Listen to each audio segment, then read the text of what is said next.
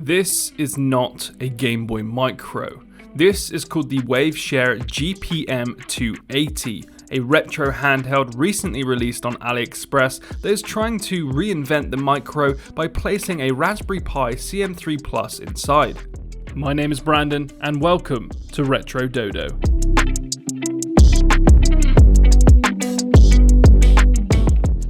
This is one of the first handhelds we've seen over the last few months that have came this close to being slapped in the face with a cease and desist from Nintendo.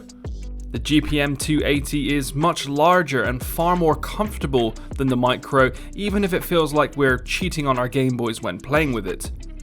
Inside, you are greeted with a 1.2 GHz quad-core A53 processor, 1 GB of RAM, a 2.8-inch IPS display with a resolution of 640 by 480, which we might add fits retro games quite nicely, and from what they say, the glass panel on the front has anti-fingerprint technology. Oh wait. Moving around the handheld itself, it takes a lot from the Game Boy Micro. The Famicom design is nearly identical, all the way down to the logo in the top left. The select and start at the bottom even have LEDs behind it to indicate how much of the 1500 mAh battery you have left. The shoulder buttons on top have the chrome detailing, again, just like the original, and at the bottom you'll find the power switch and a headphone jack alongside your SD card slot for the firmware. In the hand, it's comfortable. The D-pad is clicky, making it great for fighting games.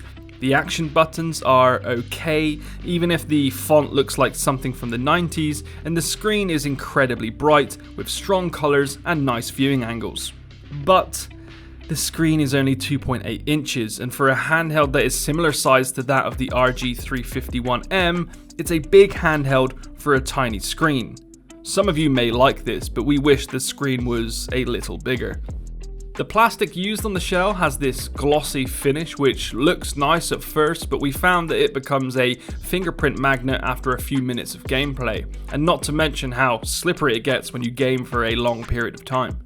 In terms of performance, the GPM280 can run a majority of your classic retro games that don't require an analog stick.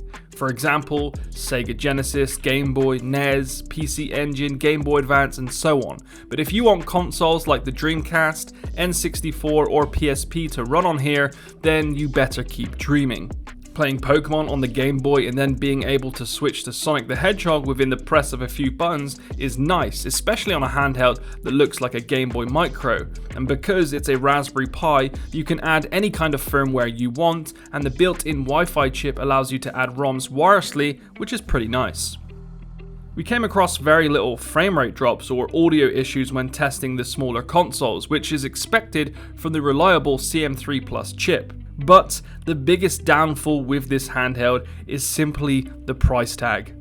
The GPM280 starts at around $119 for the do-it-yourself kit, or $149 should you want it to come with the CM3 Plus Lite module. With a price tag like that, it's competing with the likes of the Pi Boy DMG, which has a Raspberry Pi 4 inside, and the new RG351V, which is far cheaper and can run up to Nintendo DS.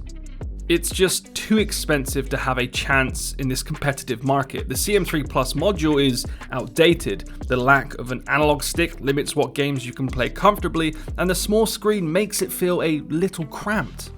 The only reason we would advise this handheld is if you're obsessed with the Game Boy Micro and want a handheld that looks and feels like it but has thousands of games from various consoles at your fingertips. This is a very average handheld that's asking for a not so average price. Waveshare took their shot and we respect that, but there's just too many better choices to choose from at a far cheaper price. This market is growing quicker than ever, and it's sad to see good attempts like this be backhanded away, but the strong competition is what keeps innovation thriving in this niche.